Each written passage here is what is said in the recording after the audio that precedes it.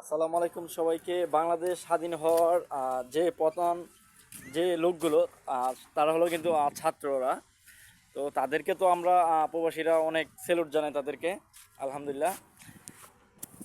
এটা যে সকল প্রবাসীর জন্য বা যারা বাংলাদেশে আছে সবাই এতটা খুশি, এটা তো সবাইকে বলার বাইরে। আসলে যারা বেশি জুলুম করে, আল্লাহ যে তাদেরকে ছাড় দেয় না, এটা আরেকটা তার আরেকটা প্রমাণ আমরা আসলে এমনি দেখতে পারবো, এটা ভাবতে পারি নাই যে শেখ হাসিনা যে এভাবে দেশ থেকে পলাবে, এটা কেউ ভাবতেও পারি নাই আমরা এভাবে। তো এখন অনেকেই চিন্তা করতেছেন যে পরবর্তী রাষ্ট্রনায়ক কে হইতে পারে। তো এইগুলো এটার বিষয় আসলে এখন এটা ছাত্রদের উপর ছেড়ে দেওয়া উচিত, কারণ এই এত কিছুর পিছনে কিন্তু ছাত্ররাই সব কিছু। পরবর্তী সিদ্ধান্ত আশা করি ছাত্ররাই দিবে কে রাষ্ট্রনায়ক হবে বা কে দেশ চালাবে। আর আমাদেরও